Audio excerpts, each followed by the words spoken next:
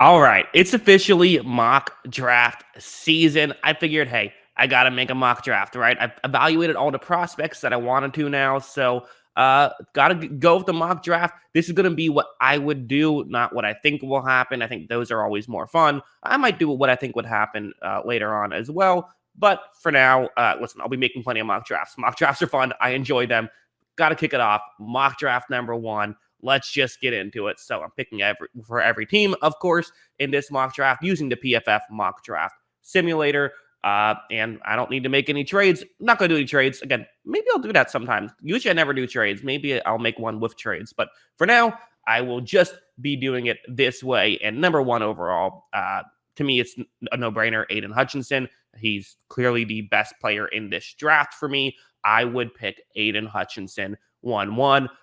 Number two. So this is interesting. And listen, if you're new to this channel and you're expecting a lot of consensus picks, you're going to be disappointed. This is not what I do. I definitely will, go away from consensus at times. And I think that's what I'm going to be doing here with my number two overall pick as well. I think that, listen, do I like Thibodeau? Or excuse me, Thibodeau.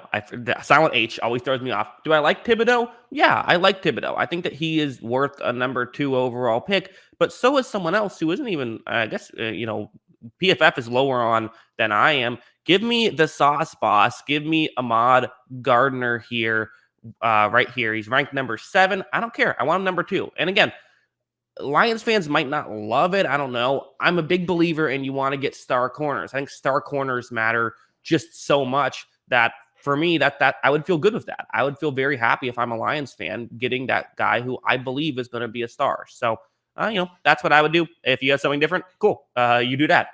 That's how I view this. Number 3, I do love the every position on the needs for the Houston Texans. I think that's very funny.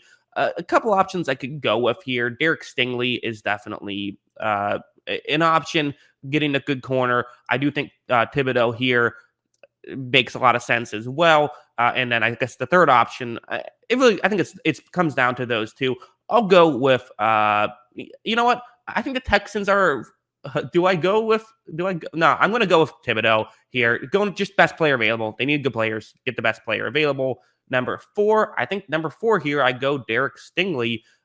He's someone who I like. I think the Jets could use a corner. They don't desperately need one, but hey, it's a position of weakness for them, and it's a high value position, and it's early on in the draft. So I like that. For the Giants who desperately need offensive line help, Akeem Ekwonu, who is my favorite offensive lineman in this draft class.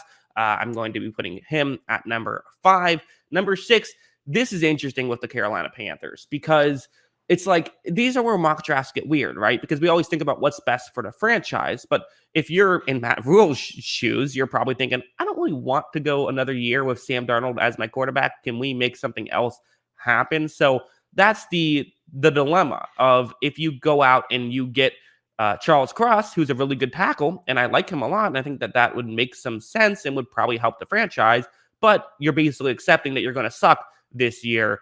You know what?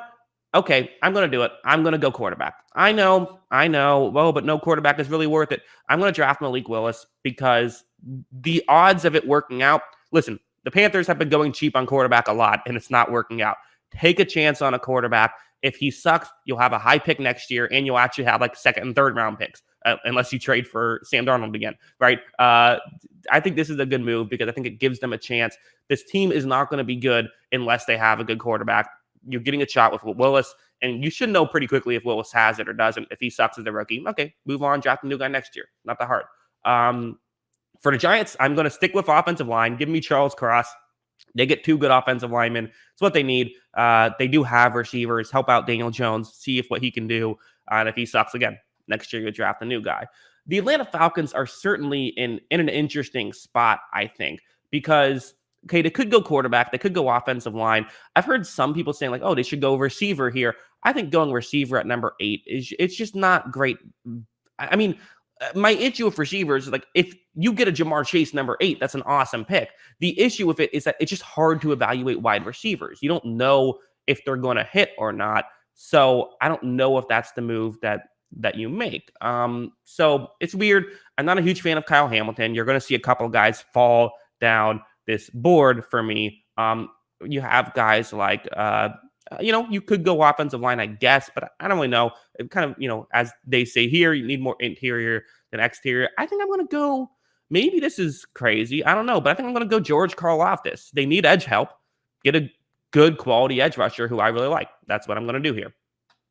For the Seahawks, they're in another interesting spot where, again, they have some needs. Maybe I could have gone quarterback with Atlanta. I could definitely go quarterback here with Seattle as well if I want to. I guess the dilemma here for Seattle, for a team like Carolina, I feel like if they get a good quarterback, then they could be competitive like once, next year, basically. They still probably won't be competitive this year, but if they get the good quarterback, they can then build around that good quarterback and be competitive. Could Seattle also do that?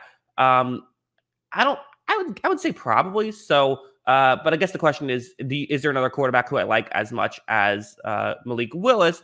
I like Matt Corral a decent amount. So those are my two thoughts. Either Evan Neal, get the solid player, or do I go quarterback?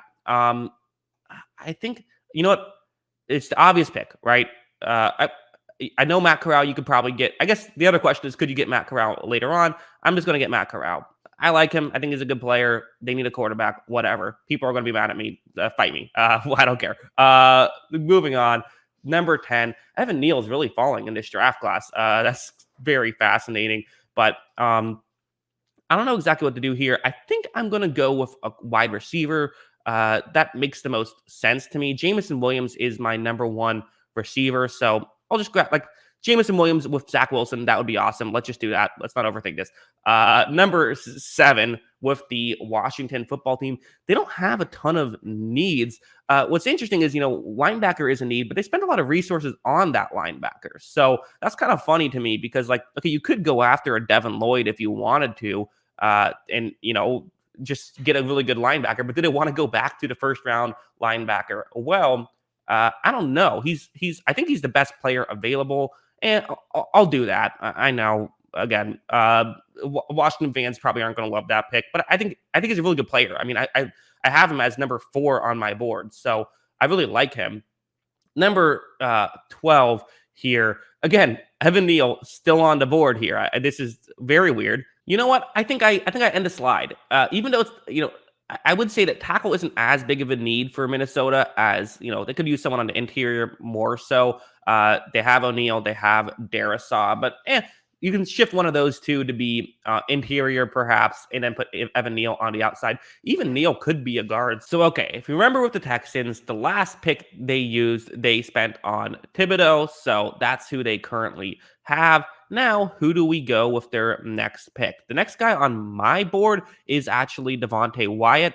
So do we just try to make them have a really good defensive line? That's not really how I love typically to team build. So I guess probably not. But I mean, if you don't do that, what else are you going to do here? Because you could typically like to go, work on the outside.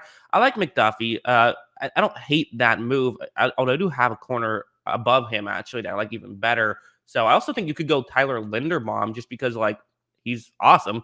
He's like the only real issue with him is he's a center. Like everything else about him is great. So whatever. I'll go with the highest player next on my board, Devontae Wyatt. Didn't call it a day. Man, people are going to hate this mock draft. I can already tell. Whatever.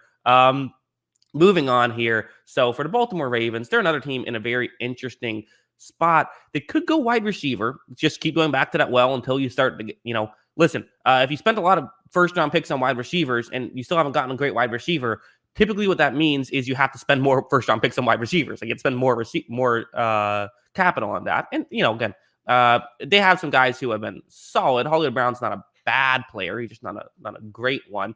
The first rounder from last year, we just have to see more a little bit. They could go corner as well. I wouldn't really hate that draft selection going corner. They could, but again, the thing about corners, like they kind of just like, it's not like they have bad cornerback play. It's just like they're coming off of injuries. So like, how good is Marcus Peters currently? I think that's the question. I think Ravens fans will be wanting me to go McDuffie here. So, I mean, again, my corner that I actually have a little bit higher than McDuffie is Elam from Florida, who's later down that list.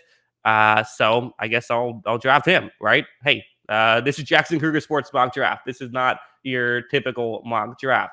Number 15, So the Philadelphia Eagles here, where do we want them to go? They're a team that could go several different directions. Another team that could go receiver. And I wouldn't hate that necessarily. I know it's another team that spent a lot on receiver, but yeah, let's do that.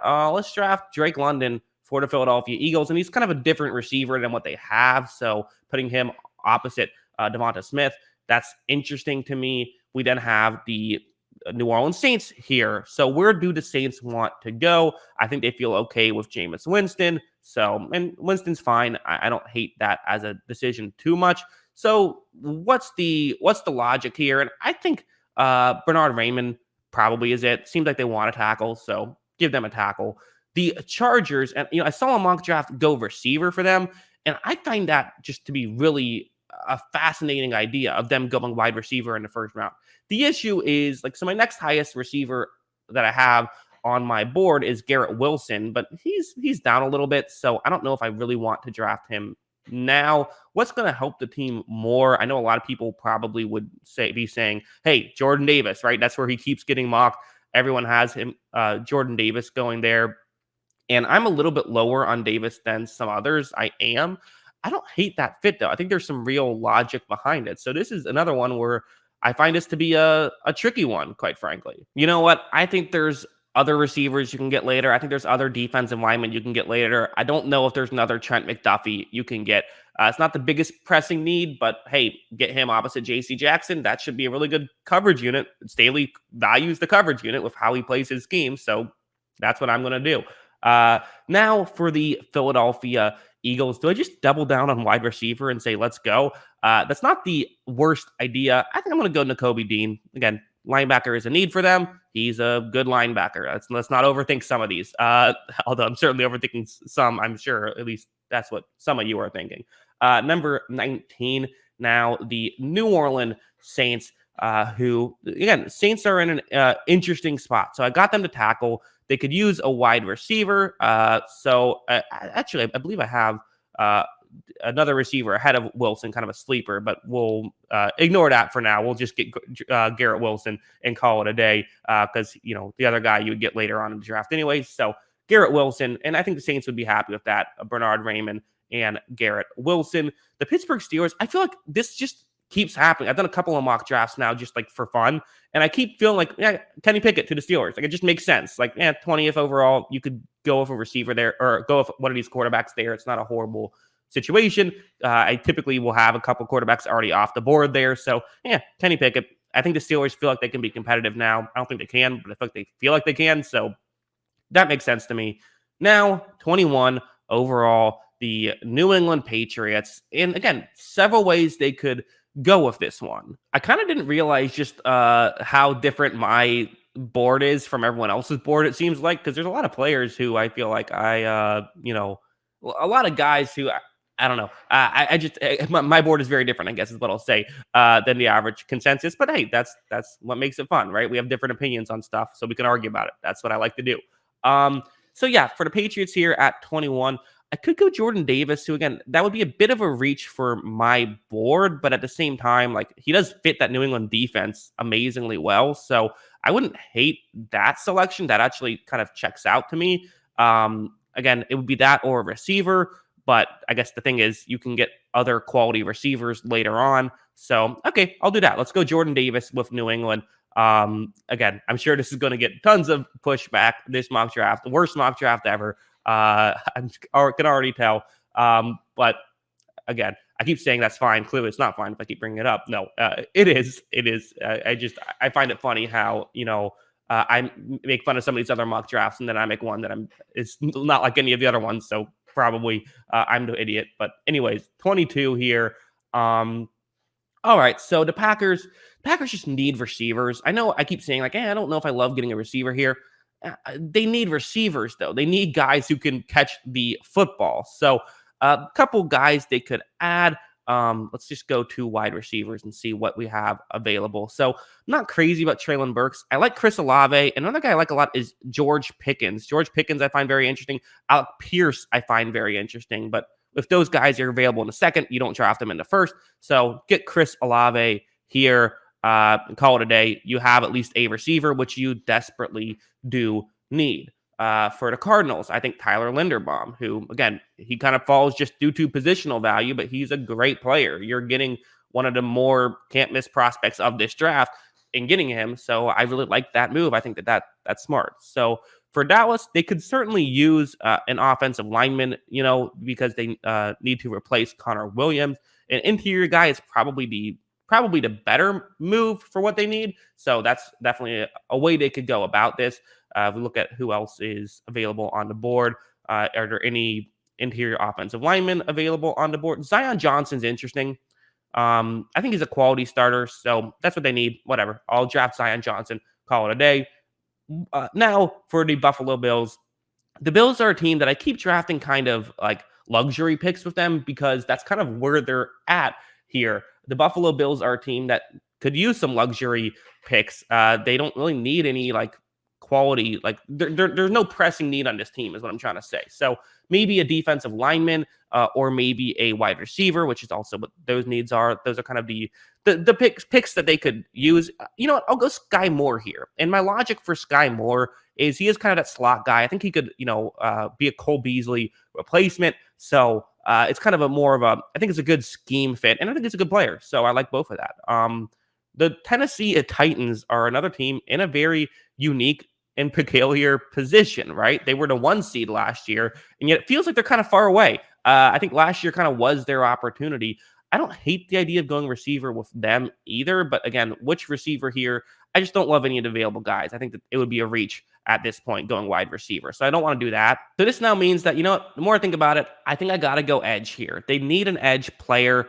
Give me an edge. Not going to go Trayvon Walker. I just don't love that. They need to be competitive now. Getting Trayvon Walker, I don't think helps them be competitive now. I know it's going to be a reach to some people, but I like this guy. Give me Arnold. Let's see. Ebiketie. Ebiketie. All right, I'm going to get that down by draft. Once he gets drafted, I'll be able to pronounce it. That's my goal. I really like him as a player. I think he's good, and they need an edge. And they keep throwing money at these guys who aren't good. Just draft someone who's good. And he's the guy who I would draft in that scenario. Tampa Bay is in an interesting spot where it's like, okay, what do we really need here?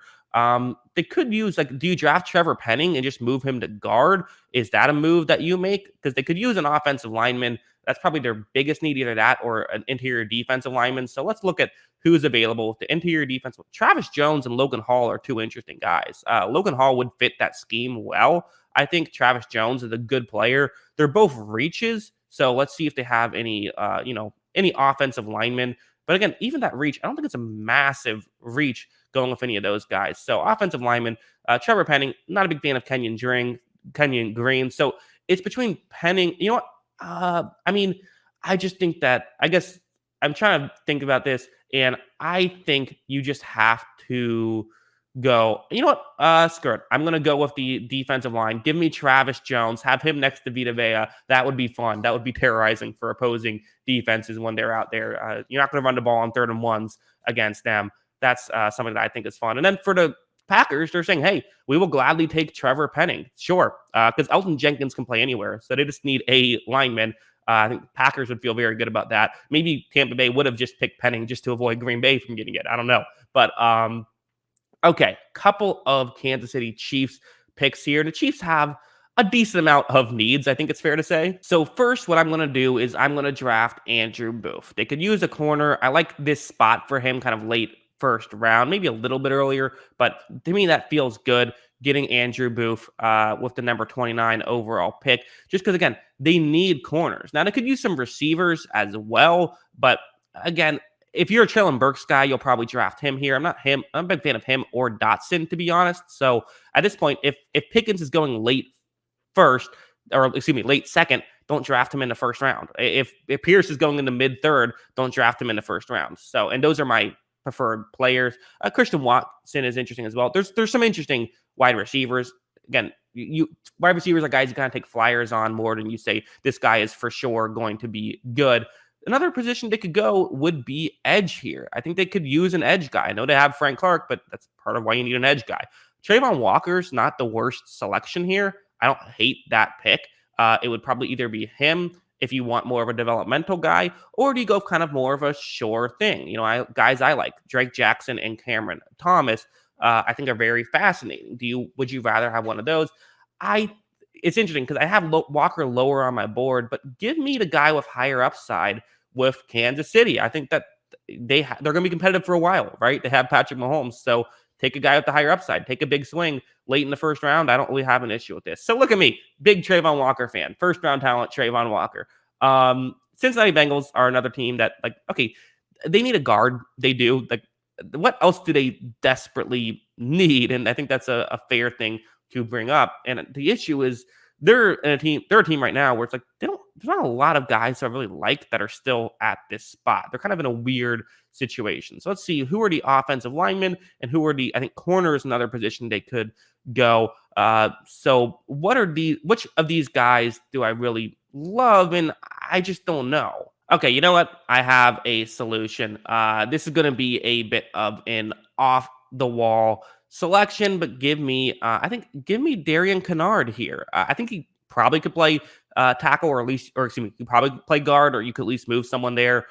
Figure out a way to make that work, and maybe the fit doesn't work, and maybe you can't do that. I don't know. But what I like about Kennard here with is just they need an offensive lineman. I think he's good. Like, he was really productive at Kentucky too, which was good talent around him. So I have him. I know a lot of people having him as a second round pick. I think now I'm a little bit more okay with taking a bit of a reach, and I think that it's a position of need as well. And I think he's a good player. I have a first round grade on Kennard, so to me it's not a reach. Although I know others will disagree. So finally, number 32. I think this is a prime quarterback selection pick for the Lions. You get the fifth-year option. So I think a quarterback's going here, whether it's a Lions pick or maybe they trade back and let someone else draft quarterback.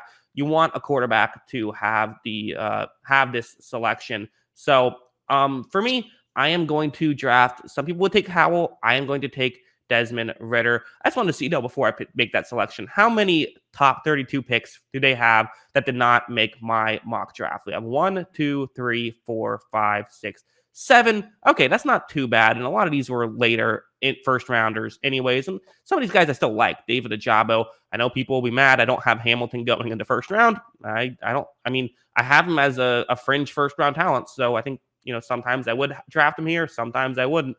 To me, that's not what I would do. Sam Howell, he's my quarterback 5. I think he's interesting, but I don't have him that much higher than some other people do. Guys like Louis Cine, Jermaine, or David Ajabo, I do like.